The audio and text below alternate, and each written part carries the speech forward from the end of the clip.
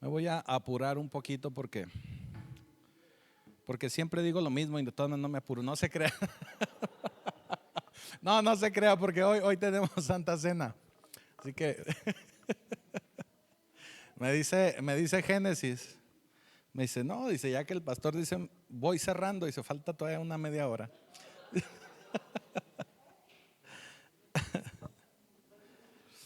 Fíjese que, déjemele, perdón, ya sé. Déjeme le cuento que estos días pasados, viernes, sábado, fíjese cómo es el Señor de maravilloso. No, usted sabe que nuestros pastores, nuestra cobertura espiritual, están ellos en El Paso, Texas. Hace aproximadamente unos 20 días, tal vez un poquito más, tuvimos la posibilidad de ir a visitarlos. Necesitábamos de su oración, de su ministración. Y a eso fuimos a que oraran por nosotros. Habíamos estado pasando momentos difíciles aquí en la congregación y sentimos necesario que oraran ellos por nosotros. Ya estando ahí, ya sabe, ¿verdad? Ve uno caballo ensillado y se le antoja viaje. Ya estando ahí, aprovechamos para vacunar a nuestro hijo Diego, porque aquí pues ya ve que todavía no vacunan a los de 11 años hacia abajo. Y dio la casualidad que le dieron cita para la segunda dosis el 4 de marzo, o sea, el viernes. Entonces dijimos, bueno, ni modo, vamos a tener que volver a ir. Pero coincidieron dos cosas, por eso le digo, fíjese cómo es el Señor. Realmente no pensábamos así como que hacer, porque no tenemos ni siquiera, vaya, hemos podido hacerlo, pero no es algo que hagamos holgadamente. O sea, déjeme le digo que pues, de repente andamos ahí un poquito apretados ahí en la familia. Pero bueno, dijimos, bueno, vale la pena, vamos a hacerlo, de una u otra manera lo hicimos. También gracias a nuestra hija Paulina, que ella nos apoya mucho en algunas situaciones económicas, y bueno, ahí vamos otra vez. Pero coincidió que el viernes y sábado fue el congreso, un congreso que hacen en El Paso de hombre a hombre. Yo siempre he querido traerme algo así aquí a Chihuahua. De hecho, hace 2 años intentamos ser una sede virtual o sede fuera de allá, y Pacto Vivo era sede oficial de hombre a hombre. Ya cuando se llegaron las fechas para hacerlo, porque créame que hicimos playeras, hicimos un poquito de mercadotecnia, hicimos los pósters, todo. Y cuando se llegaron las fechas, fueron las fechas más duras de la pandemia, que nos cerraron todo. Fueron esos fines de semana que lo hicieron tipo toque de queda, ¿sí recuerda? Entonces no lo pudimos hacer. Ellos me recomendaban que pospusiera o que pusiera nuevas fechas. Y la verdad es que ya se me hizo así como que muy fuera de tiempo. Ciertamente, como ellos me habían enviado material y todo, con los varones en aquel momento, pues yo les compartí ahí el material, etcétera. Y bueno, de alguna manera lo aprovechamos. Y en esta ocasión, pues tuve la oportunidad de estar ahí, ahí presentes. Y sobre todo porque el pastor Moisés, pues bueno, él tiene una relación también con el pastor Cris ahí el organizador de hombre a hombre. Y bueno, pues fuimos. Para no hacerle el cuento largo, fuimos y fue de bastante bendición, de mucha bendición. Pero no solo eso, sino que coincidió con un evento que la pastora hace. ¿Cada cuándo lo hace, pastora? ¿Una vez al mes? Una vez al mes. Y coincidió con el evento que hace nuestra pastora ahí en Pacto Viviente, se llama en El Paso, de mujeres. Entonces también la pastora estuvo ahí, también fue ministrada y compartiste, ¿verdad, pastora? Un poquito. Entonces, bueno, estuvimos ahí muy bendecidos. Y se lo platico porque a mí me causa emoción, porque realmente la situación por la que íbamos era por una cosa y el Señor se encarga de acomodar todo. Así que el Señor es bueno y hay que confiar siempre en Él. Y bueno, pues como le decía, voy a apresurar un poquito esto. Hoy tenemos Santa Cena, como cada domingo el primer domingo de cada mes, siempre tenemos Santa Cena. Y yo creo que todos y cada uno de nosotros, de todos los que estamos hoy aquí, yo creo que todos hemos enfrentado problemas. Yo creo que todos hemos estado en situaciones difíciles. Y si no las has tenido, no es por desanimarte, pero tal vez en algún momento las vas a tener. Porque todos de alguna manera vivimos cosas, todos de alguna manera vivimos situaciones, en mayor o menor grado, en diferentes áreas, pero todos atravesamos por situaciones. Y usted sabe que en la vida cristiana, cuando enfrentamos problemas, normalmente hablamos de tormentas. Pero también los problemas pueden ser montañas. También usted ha hablado de montañas o ha escuchado hablar de montañas. Entonces también las montañas pueden ser algún problema. De hecho, las escrituras, cuando se refieren a montañas, principalmente habla acerca de 3 áreas cuando se refiere a montañas. Una de esas áreas es los reinos. Cuando habla del reino de Dios se refiere también a montaña, por eso Moisés subía a la montaña. También podemos decir que hay una montaña para el reino de Satanás, también hay una montaña para cuando hablamos de las situaciones del hombre. También así se refiere la escritura con montañas. Y obviamente pues las montañas todos conocemos, también hay muchas referencias a montañas en las escrituras que se refiere únicamente a la montaña en físico. Vaya, y esto se lo digo para que si de pronto se encuentra ahí leyendo las escrituras dice la montaña y no se quiebre tanto la cabeza. A veces sí el Señor nos da el sentido y entendemos de qué montaña se está refiriendo. Vamos a leer un pasaje que se encuentra en el libro de Marcos, capítulo 11. Y es un pasaje que usted ha escuchado tal vez muchas veces, pero es sobre lo que vamos a estar hablando esta mañana. Marcos capítulo 11, a partir del versículo 20. Eric, por favor. Y dice así: a la mañana siguiente, cuando pasaron cerca de la higuera, vieron que ésta se había secado de raíz. Pedro se acordó y le dijo: mira, maestro, la higuera que maldijiste se ha secado. Jesús le dijo: tengan fe en Dios, porque de cierto les digo que cualquiera que diga a este monte, quítate de ahí y échate al mar, su orden será cumplida, siempre y cuando no duden en su corazón, sino que crea que se cumplirá. Por tanto les digo, todo lo que pidan en oración, crean que lo recibirán y se les será concedido. Y cuando oren, si tienen algo contra alguien, perdónenlo, para que también su Padre que está en los cielos les perdone a ustedes sus ofensas.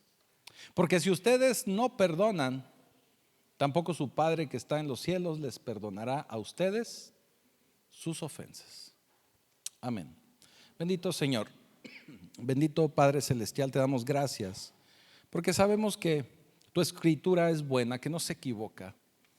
Y permite, Señor, que podamos corregir nuestro camino. Permite también, Señor, que esta enseñanza se quede grabada en nuestra mente, en nuestro corazón, que la podamos llevar a la práctica y que podamos crecer en conocimiento de ti, pero no solo en eso, sino en fe, y que podamos tener, Señor, audiencia delante de ti para cada una de nuestras oraciones. Y ya te damos gracias en el poderoso nombre de Jesús. Amén. Como le decía, las montañas hacen referencia a problemas. Puede ser una montaña física, ya también les decía, puede ser un problema, o puede ser un reino, hablando del reino de Dios, reino de las tinieblas, reino del hombre. Normalmente es algo a lo que nos referimos con montañas. Normalmente es un obstáculo que está ahí, que no nos deja avanzar. Y cuando es una montaña hablamos porque es un problema lo suficientemente grande como para pedir ayuda divina. Cuando hablamos de montañas porque es un problema tan pesado, tan enorme, que sentimos que no podemos solos, que sentimos que no vamos a lograr mover esa montaña, que no vamos a poder quitarla de nuestro camino. Y se convierte realmente en algo difícil, en algo tremendo en nuestra vida. Hay gente que vive montañas con respecto a su salud. Cuando a veces alguien enfrenta una enfermedad crónica, es un montañón. Créame que es una montaña enorme. Cuando se trata de un problema de alguno de sus hijos, que no sabemos cómo manejar o no sabemos cómo tratar, también se convierte en una montañota. Cuando enfrentamos situaciones a veces legales, que inclusive está en riesgo o que está la persona en peligro de cárcel, cosas como esas, es también un montañón. Son problemas en los que se nos puede ir la vida, se nos pueden ir las finanzas, se nos pueden ir muchas cosas. Es un problema muy grande. Y mire, cuando van pasando por ahí, vamos analizando el pasaje que leímos. Cuando van pasando, versículo 20, me estoy refiriendo al versículo 20, Eric. Marcos 11:20 dice: cuando a la mañana siguiente pasaban cerca de la higuera, vieron que ésta se había secado de raíz. Pedro se acordó y le dijo: mira, maestro, la higuera que maldijiste se ha secado. Usted debe de recordar que esta historia no inicia aquí en el versículo 20. Es una historia que realmente inicia desde el versículo 12. ¿Qué sucede en ese versículo 12? Si me pones por ahí el versículo 12, Eric. Dice: al día siguiente, cuando salieron de Betania, Jesús tuvo hambre. Jesús tuvo hambre.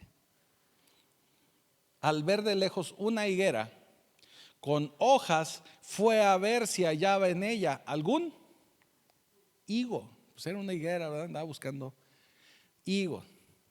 Pero al llegar no encontró en ella más que hojas, pues no era el tiempo de los higos. Entonces Jesús le dijo a la higuera: nadie vuelva a comer fruto de ti.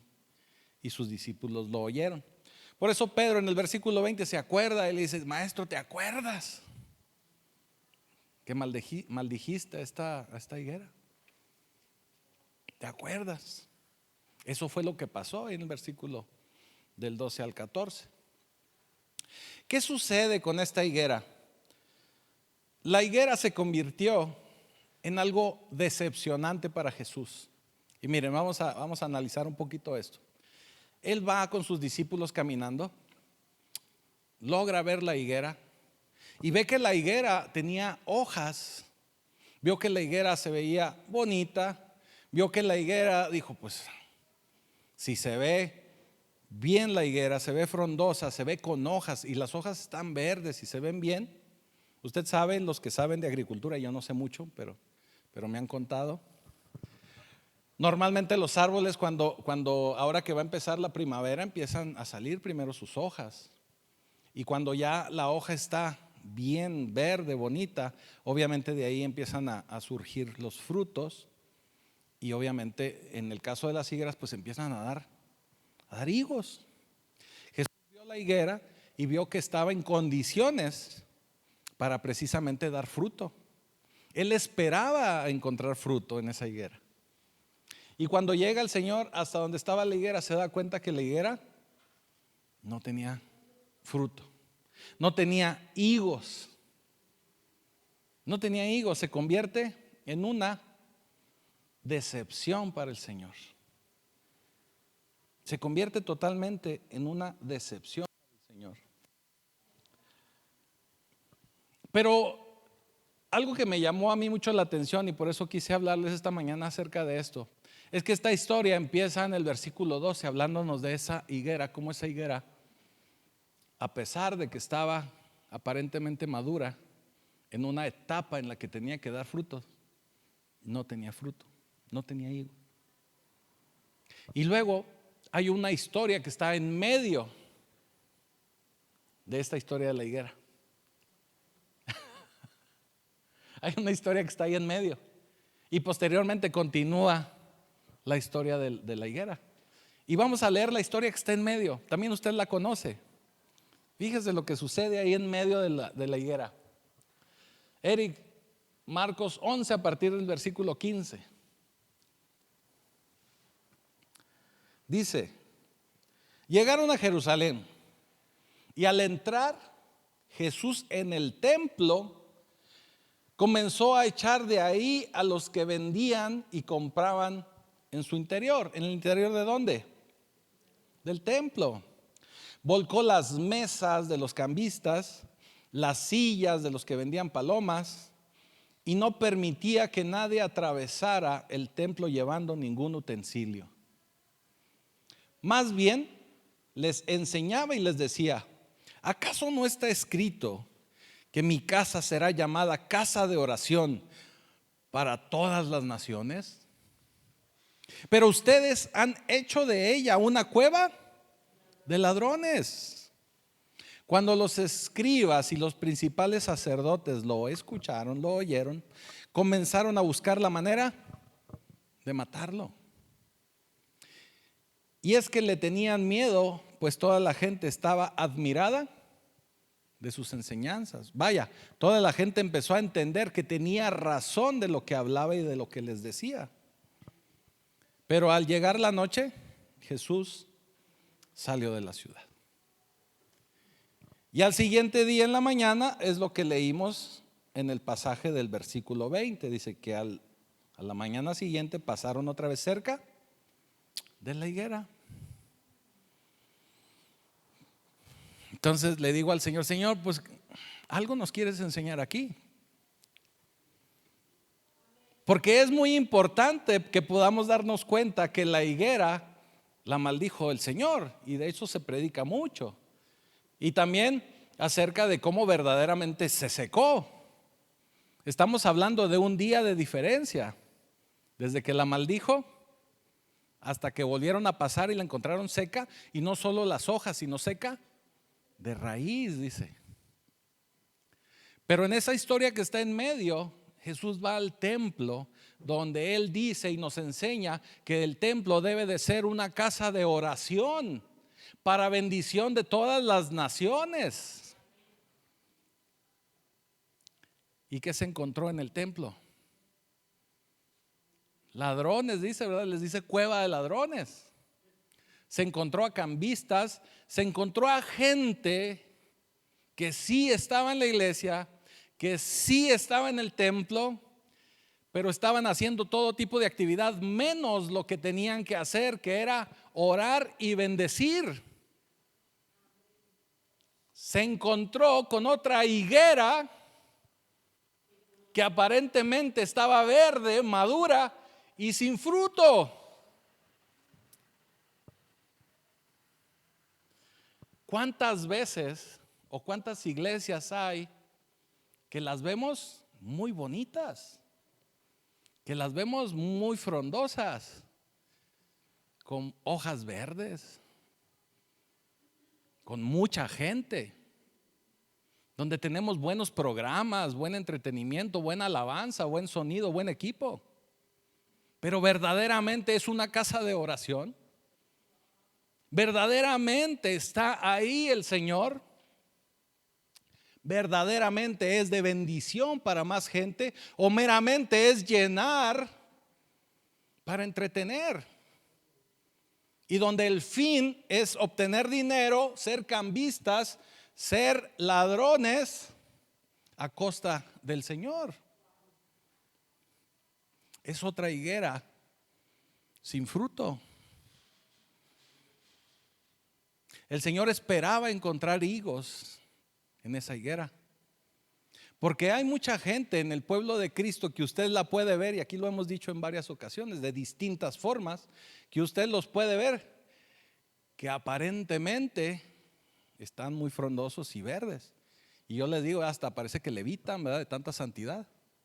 pero verdaderamente están dando fruto. Verdaderamente, si se acerca el Señor, va a encontrar un higo. Verdaderamente va a estar el fruto en su vida. Es algo que tenemos que considerar. Es muy importante que cada uno de nosotros podamos tener ese entendimiento para, si aún no hemos podido dar ese fruto, empecemos a darlo. Porque usted también ya vio la consecuencia. Cuando no damos el fruto adecuado y que el Señor viene, porque el Señor vio la higuera y es como si fuera una segunda venida del Señor. ¿Qué se va a encontrar? ¿Se va a encontrar una higuera con fruto o una higuera sin fruto? Es importante que lo consideremos, porque si la va a encontrar sin fruto, usted ya sabe la consecuencia. La va a maldecir el Señor y se va a secar. No solo las hojas, sino de raíz. Y no es para asustarlo, pero tenemos que ponernos a trabajar y dar fruto. Trabajar y dar fruto. Fíjese, y lo que sigue diciendo. Primero el Señor llega y se decepciona con la higuera. Después se decepciona con el templo. Cuando en muchos lugares, fíjese, y no solamente podemos ver esto del templo como algo que sucedía en una cuestión económica o en una cuestión monetaria, sino también a veces o en muchas ocasiones se puede ver la planta con muchas hojas pero sin fruto cuando hay mucha religiosidad. Porque la religiosidad lo que hace es cubrir muchas cosas con apariencia de algo que realmente en el fondo no hay. Y podemos llenarnos de actividades y podemos llenarnos de situaciones y de decir, no, pues hoy sí me voy a poner los calcetines hasta la rodilla y las faldas hasta los talones para hacerme más santo, ¿verdad? Pero eso no es dar fruto. Eso es nada más aparentar que tengo hojas fértiles, hojas verdes, pero no estoy dando fruto. Realmente el Señor puede ver nuestra condición. Realmente el Señor sabe cómo estamos viviendo, cómo estamos operando. Y lo que tenemos que entender es que las iglesias se tienen que convertir en una casa de oración y en una casa que pueda bendecir a más gente, a más lugares, a todas las naciones, dice la Escritura. Para bendecir a las naciones, dice. ¿Cómo puede una iglesia local, vamos a decir aquí Pacto Vivo, cómo puede una iglesia local bendecir naciones? Pues a través de las enseñanzas, a través de lo que cada uno de ustedes pueda ir a compartir con alguien más. Yo le puedo asegurar que el Señor es tan hábil, que sabemos que lo es, que Él va a acomodar las cosas para que esa enseñanza llegue hasta el otro lado del mundo. También otra forma en la que el Señor va a bendecir es como lo que acabamos de orar por Yasmín. Usted tiene que entender que sus hijos, no solamente su mirada tiene que estar en ellos, sino que sus hijos son representantes de generaciones completas, naciones enteras. Este mundo está conmocionado porque falta Dios, porque falta la presencia del Señor, porque no ha permeado la palabra de Dios. Sería algo muy distinto si la palabra de Dios estuviera vigente en cada lugar, en cada país. ¿Qué nos toca hacer? Bueno, pues encargarnos al menos de nuestra responsabilidad, que sería nuestro matrimonio, nuestra familia, nuestros hijos, nuestros nietos. Al menos, ¿verdad? Sería nuestro granito de arena. Pero si todos lo hacemos, créame que su vida va a cambiar. Usted tiene que entender que el Señor tiene que estar en todo momento en el centro de su vida. En el centro de su vida. Ahora, hay otra cosa que a mí me llamaba la atención cuando leí este pasaje, porque ya vimos que van pasando, Pedro ve la higuera seca, y no solo seca, sino desde la raíz, totalmente acabada. Y Pedro no le preguntó nada al Señor, porque le dice: mira, maestro, signos de exclamación. La higuera que maldijiste se ha secado. Otra vez con admiración. Nunca le preguntó. Pero fíjense lo que dice Jesús. Jesús le dice: tengan fe en Dios. Entonces dije: caray, pues si no le está preguntando. Pero era algo que el Señor quería enseñar. Ahora tenemos que entender que el tener fe, el tener fe no es nada más algo emocional o sentir de que yo creo o que yo sí confío en Dios desde una perspectiva emocional, sino verdaderamente confiar en su palabra, confiar en la voluntad de Dios y confiar en el carácter de Dios. Eso es verdaderamente tener fe, confiar en todo momento en el Señor, en todas las áreas de nuestra vida. Estar totalmente confiados de que todo lo que sucede o de lo que va a suceder en nuestra vida es porque el Señor así lo está decidiendo, porque estamos creyendo en su palabra, porque estamos creyendo en su voluntad y porque ese es el carácter del Señor. Esa es la verdadera fe, no es algo emocional, no es algo de lo que tengamos que estar hablando. La fe también la tenemos que poner en acción. Tenemos que dar fruto en base a esa fe que profesamos. Es como una vez que les daba el ejemplo, a lo mejor es un ejemplo un tanto burdo, pero les decía, es como una pareja que puede estar constantemente platicando de cuánto se aman. Pero si no se van a la intimidad, no van a tener hijos.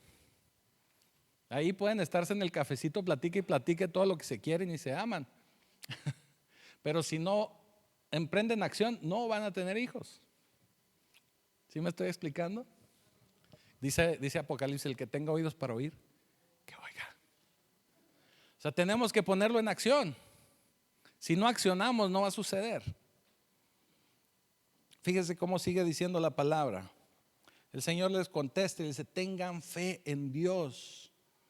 Dice el versículo 23: porque de cierto les digo que cualquiera que diga a este monte, quédate ahí y échate en el mar, su orden será cumplida, siempre y cuando no dude en su corazón, sino que crea que se cumplirá. Por eso le dice: tengan fe, y la fe es estar total y completamente convencidos, no dudar. Yo veo que muchos hermanos les ora uno por sanidad y los hermanos dicen: sí, Dios quiera, hermano. No, Dios quiere, o sea, usted también tiene que tener fe.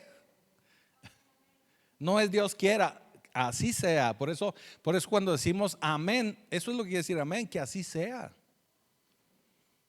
No podemos decir amén y luego después, no, pues como diga el Señor. En eso sí tienen cierta razón, porque tenemos que confiar en la voluntad del Señor. Ahora, hablando de la voluntad del Señor, hace unas semanas yo les hablaba de cómo la voluntad del Señor es condicional o incondicional. ¿Sí? La voluntad incondicional, ya sé que se acordaron de Luis Miguel, pero no estoy hablando de esa incondicional. La voluntad incondicional del Señor es la voluntad de lo que Él desea hacer. No hay nada que usted pueda, quiera o desee hacer para cambiar la voluntad de Dios. Esa es una voluntad incondicional de Él. Vaya, si Él quiere que compremos este edificio, así va a ser. Señor, gracias. Esa es una voluntad incondicional, no está en negociación. Eso no lo puede usted negociar. Y la voluntad condicional está, como dice su palabra, condicionada a algo que Él quiere que nosotros hagamos. a algo que Él quiere que nosotros modifiquemos de nuestra vida.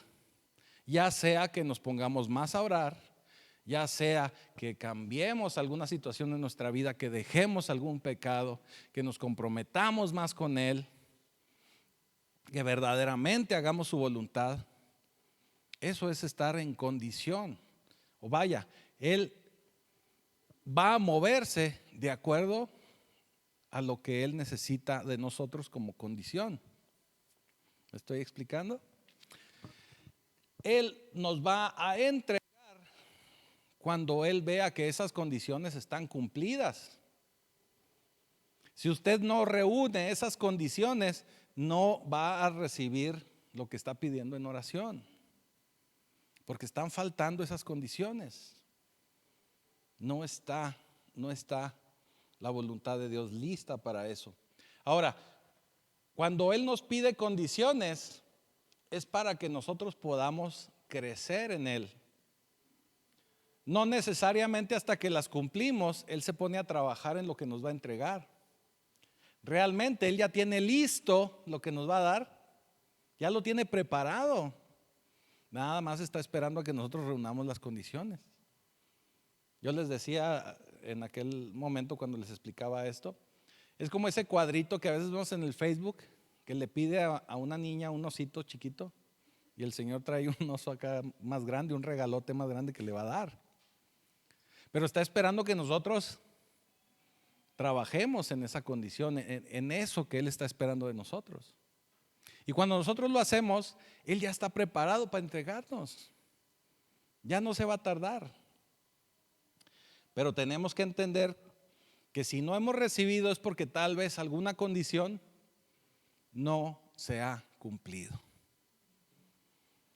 Ahora, también va a haber ciertas situaciones que nosotros tenemos que entender que tal vez se trate de un trato que nos está dando el Señor. Así como cuando Pablo hablaba de su aguijón.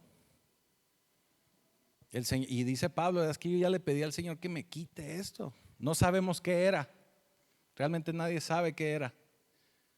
Pero él también sabía que el Señor no se lo quitaba porque era su voluntad. Porque ya ven Pablo cómo era así muy brioso, ¿verdad? A lo mejor si le quitaba ese aguijón, iba a caer en una situación que no era conveniente a lo que tenía el Señor ya preparado para él. Vaya, no pierda la fe. Si usted considera que está cumpliendo con todas las condiciones del Señor, bueno, tal vez es un trato o tal vez hay que esforzarnos un poquito más. Pero hay que seguir trabajando en cumplir las condiciones que necesita el Señor de nosotros. Ahora, esa es una pregunta que me hago yo también, ¿verdad? ¿Cómo vamos a poder distinguir cuál es la voluntad incondicional y cuál es la voluntad condicional? ¿Cuál podría ser la razón? Y la respuesta es que no sabemos. Y no vamos a saber. Pero precisamente puesto que no lo sabemos, pues tenemos que permanecer constantemente en oración. Y constantemente mejorando en todas las áreas que yo siento que me hace falta seguir mejorando. Vaya, un ejemplo bien sencillo. Si yo estoy batallando para ponerme a orar diario, bueno, pues esforzarme por ponerme a orar. Puede ser algo que tengo que mejorar, puede ser algo que el Señor esté pidiendo de mí. O que no soy constante a la hora de congregarme, bueno, pues a lo mejor tengo que esforzarme un poquito más. Así es, o sea, tenemos cada uno sabe, como dice el dicho popular, ¿verdad? Cada uno sabe qué pata cojea. Y el que no sabe es porque pues, no quiere darse cuenta, ¿verdad? O no quiere saber, ¿verdad? Oye, en una ocasión leía que mucha gente a veces no se da cuenta del mal aliento. Todo el mundo lo detecta, menos la persona. Y es algo muy, muy normal, puesto que es parte de la misma persona. La persona a veces no se da cuenta, o la mayoría de las veces no se da cuenta. Pero si usted está hablando de frente con esa persona, usted sí se da cuenta así, ¿verdad? A veces así es el pecado. Nosotros pensamos que estamos, pero que al 100, pero a lo mejor es algo que toda la gente se da cuenta. Así que tenemos que ser un poquito más sensibles en cuanto a eso. Fíjese, esta dice en el versículo, bueno, hablando acerca de esta situación de condición o de la voluntad de Dios en cuanto a que es condicional o incondicional. Mire, puse este versículo para reforzar y recordar. Primera de Juan 5, versículo 14 y 15. Y dice, y esta es la confianza que tenemos en Él. Si pedimos algo según su voluntad, Él nos oye. Y si sabemos que Él nos oye, en cualquier cosa que pidamos, también sabemos que tenemos las peticiones, las peticiones que le hayamos hecho. Vaya, ahorita hablábamos de esa voluntad condicional e incondicional. No vamos a saber de lo que nosotros oramos y le pedimos al Señor, no vamos a tener la certeza de cuál es cuál. Por eso hay que permanecer en oración. Pero también otra situación que usted tiene que analizar es ver si lo que usted está pidiendo en su oración está de acuerdo a la voluntad de Dios. Porque ese también es otro parámetro. A lo mejor yo estoy orando, Señor, dame dinero para irme a Las Vegas, porque quiero ir a todos los casinos. ¿Eso sería la voluntad de Dios? Gracias, hermano, muy amable. Pues no, ¿verdad? Entonces muy probablemente eso no se lo va a dar el Señor. Y si le llega el dinero para hacerlo, probablemente no venga de Dios. Así que no ande con el Señor me ha bendecido tanto. Porque sí pasa, pasa. Yo he escuchado hermanos que, mire, déjenle platico así rápido una anécdota. Tengo 2 minutos. La pastora y su servidor nosotros somos profesionistas y en alguna etapa de nuestra vida también dimos asesoría a algunos negocios. Y en una ocasión estábamos asesorando a un restaurante. No voy a decir nombres ni nada, que es más, creo que ya ni existe, pero por si alguien nos ve por ahí en las redes, ¿verdad? No se van a lastimar. Porque luego, bueno, ya, esa es otra historia. Y fuimos a asesorarlos. Y yo de las preguntas básicas de metiche, ¿verdad? Que soy yo, ya es como es el Señor, que yo siempre les hago, le digo, oye hermano, porque cuando sé que es hermano, ¿y dónde te congregas? Respuesta número 1, no hermano, no me estoy congregando. Ok, bueno, es que tengo mucho trabajo y el negocio y usted sabe hermano, hasta los domingos tengo que abrir. No, entonces, pues qué mala onda, ¿verdad? Ok, pregunta 2, hermano, pero estás ayudando, diezmando, ofrendando, apoyando alguna misión, algún misionero, alguna obra. No, hermano, pues como no me congrego, pues no puedo. Como no me congrego, pues tampoco, ¿verdad? Pues no, mejor ya cuando me congregue empiezo a apoyar algo. Esa era la pregunta 2, ¿verdad? Pregunta 3. Oye hermano, ¿y estás orando? ¿Estás reuniéndote en una enseñanza con hermanos, en una célula, en tu casa o algo? No hermano, pues sí, así ya está enojada. No, pues si le digo que no me puedo congregar el domingo. No, pues. Respuesta, que no era pregunta, pero respuesta. Pero el Señor me está prosperando muchísimo. Me está prosperando muchísimo, que ya estoy pensando abrir otro restaurante. Por eso nos habían contratado. Le digo, pues sí, pero no sabemos cuál Señor, ¿verdad? Lo estaba prosperando. Porque si no estaba apoyando la obra del Señor, si no se estaba congregando, si no estaba haciendo de bendición, si no estaba orando, entonces usted cree que estaba de acuerdo a la voluntad condicional de Dios, pues menos en la incondicional, ¿verdad?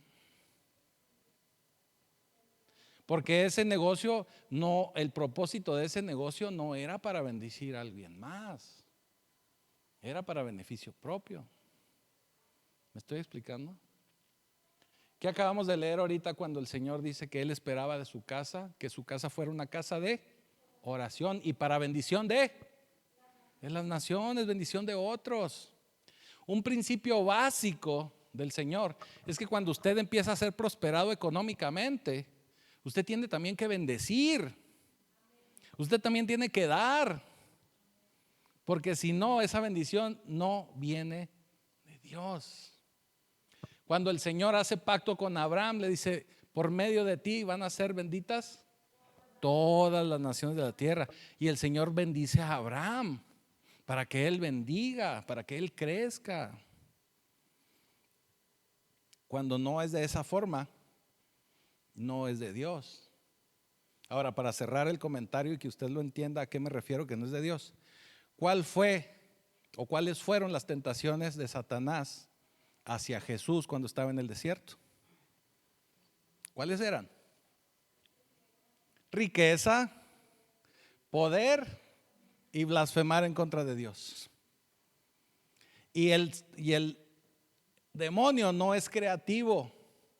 Usa las tres mismas tentaciones para todos los seres humanos. Y casi todos los seres humanos caen en alguna de las tres o en las tres.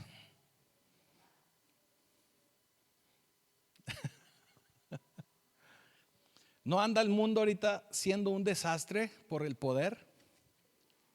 ¿No andan guerras inclusive por cuestiones económicas? ¿No andan también conflictos sociales porque niegan la palabra de Dios? Son las mismas tres tentaciones. Pero no logramos verlo y el pueblo de Dios está dormido. Dice mi hija, una hija que tengo, dice, de repente los cristianos parece que estamos dormidos en nuestros laureles. Y Satanás no duerme. Satanás no duerme. Tenemos que estar más alertas. Tenemos que estar preparados.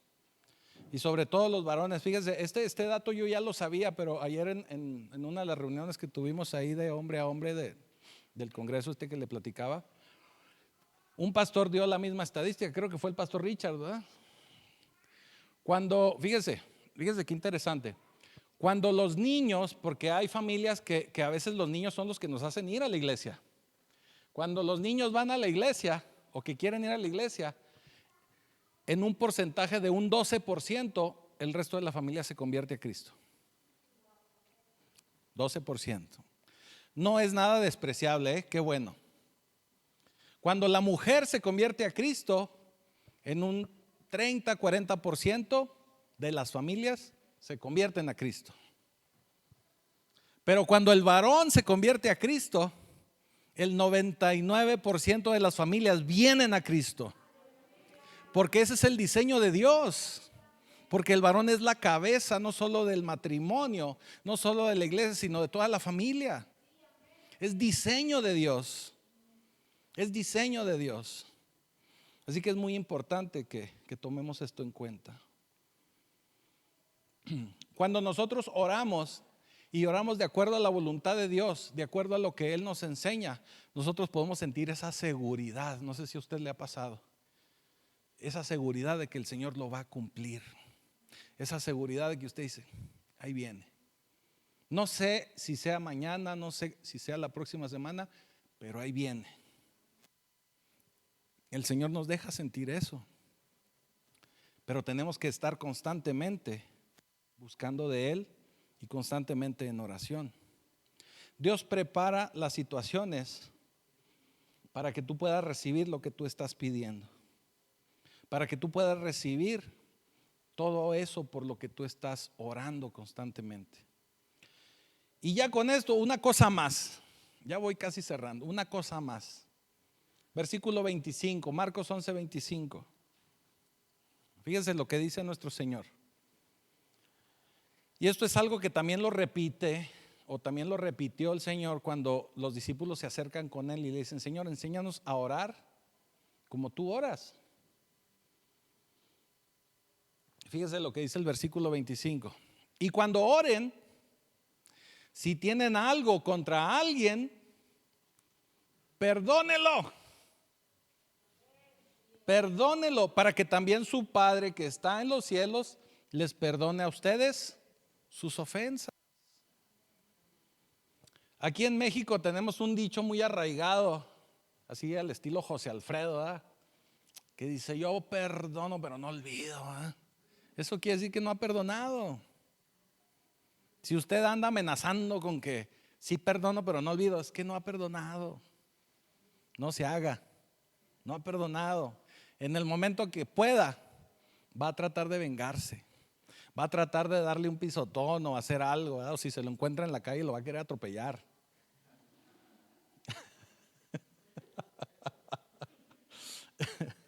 Porque no hemos perdonado. Fíjese, un parámetro, y esto se los enseñaba a los varones y lo he repetido aquí varias veces.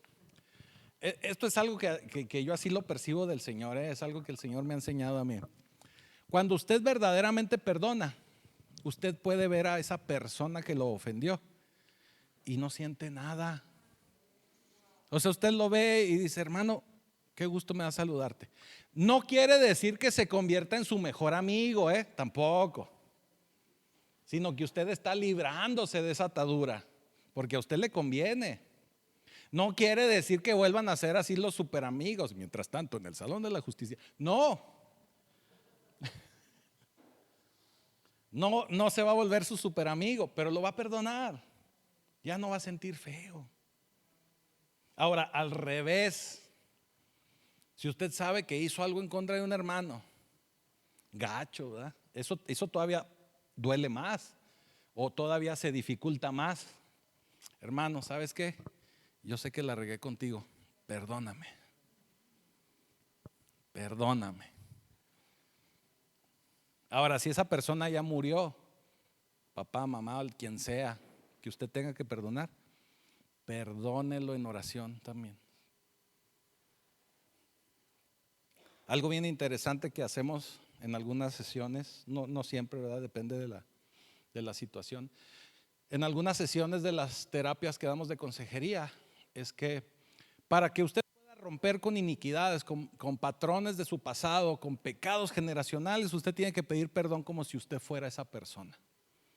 Vaya, si usted sabe que en su familia hay una situación arraigada de alcoholismo, es que muy probablemente sea una iniquidad. Usted puede romper con ello. A lo mejor no por todos mis amigos, 1, 2, 3 por todos mis amigos, ¿verdad? Pero al menos para su familia sí. Así como el bote volado, 1, 2, 3. Pero por su familia sí, para que ya no afecte a sus hijos, a sus nietos. Entonces, ¿usted qué tiene que hacer? Señor, perdóname por ese vicio del alcoholismo, aunque usted no haya tomado ni una gota. Pero eso rompe cadenas, eso rompe ataduras. Usted tiene que pedir perdón por eso.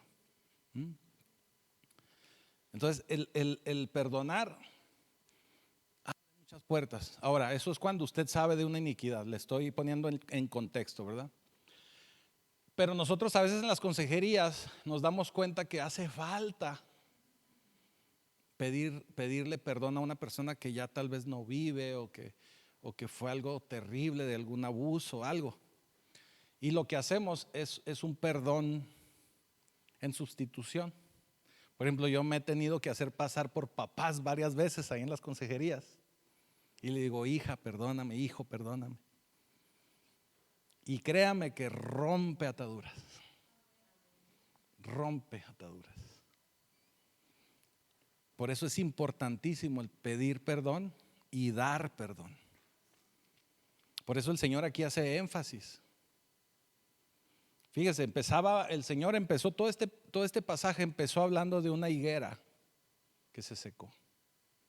El Señor nos lleva a creer en fe, a tener fe, a orar en fe y sobre todo nos lleva también, finalmente, a perdonar. A perdonar. Así que hoy lo que usted tiene que llevarse esta mañana, este mediodía, es esas enseñanzas. Usted tiene que dar fruto. Donde quiera que se plante, usted tiene que dar fruto. No es nada más la apariencia de que voy a la iglesia, soy súper cristiano, no. Usted tiene que dar fruto. Número 2, tiene que tener fe en el Señor y accionar en esa fe.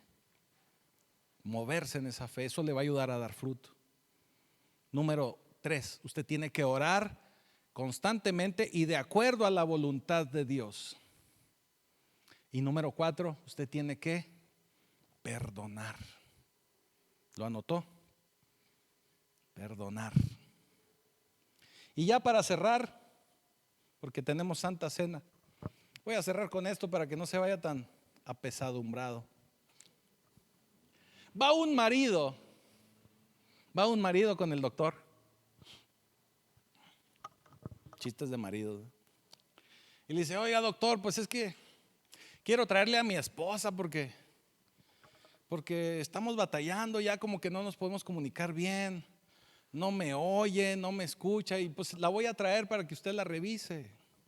Quiero saber por qué no oye, quiero saber por qué no me pone atención, quiero saber por qué le hablo y ni siquiera me voltea a ver. Deje usted que me conteste, ni me voltea a ver. Le dice el doctor: ok, muy bien, sí, tráela para consulta. Tráela para consulta, pero te voy a pedir que hagas primero un ejercicio para que cuando vengan a consulta, pues conocer y saber la gravedad de la sordera de tu esposa. Entonces, mira, te voy a pedir lo siguiente: párate aproximadamente a 5 metros y pregúntale algo a tu esposa. Si no te hace caso, acércate a 3 metros y pregúntaselo otra vez. Si te vuelve otra vez a ignorar, párate como a 1 metro y vuélvele a preguntar. Y si definitivamente no te quiere oír, díselo al oído. Muy bien, doctor, le dice el varón. Llega a la casa el varón, se para a 5 metros de la esposa. Mi amor, ¿qué hiciste de comer? Nada. Se para a 3 metros. Mi amor, ¿qué hiciste de comer? Nada tampoco. Se para a 1 metro. Mi amor, ¿qué hiciste de comer? Nada.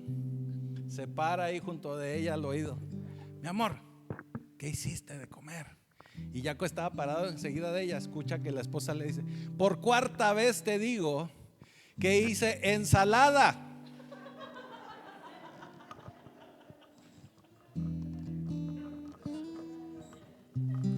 Así que si no has recibido tu oración, tal vez el problema eres tú.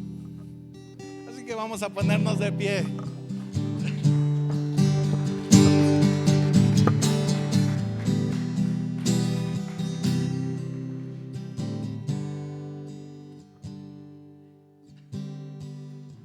Bendito Señor, bendito Padre Celestial, te damos gracias, Señor, porque sabemos que eres un Dios bueno, que a pesar de nuestras situaciones, que a pesar de nuestros problemas, tú siempre estás ahí, tú no te das por vencido.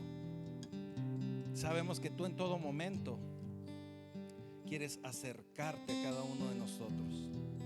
Permite, Padre, que podamos ser siempre esos hijos correctos delante de ti, que podamos ser siempre, Señor, esos hijos que puedan bajar tu reino, que estén constantemente conectados con tu espíritu, con tu palabra, y que podamos bendecir a más gente. Que esta iglesia, Señor, Pacto Vivo, en todo momento sea una casa de oración, que podamos ser ese lugar del cual va a salir gente a bendecir no solo la ciudad de Chihuahua, sino naciones, Padre, completas. Y ya te damos gracias, Señor, porque sabemos que tú lo estás cumpliendo, porque sabemos que cada día se van a estar agregando hijos correctos, hijos de acuerdo a tu corazón, hijos de acuerdo a tu palabra, hijos que van a madurar y van a crecer, que no van a permanecer como niños constantemente, sino van a lograr esa madurez para poder impactar el mundo. Y ya te doy gracias, Padre, por cada uno de ellos. Permite que esta santa cena que vamos a llevar a cabo esté llena de bendición. Permite, Padre, que los elementos que vamos a tomar estén benditos y santificados en tu nombre. Y ya te damos gracias, Padre, en el poderoso nombre de Jesús. Amén y amén.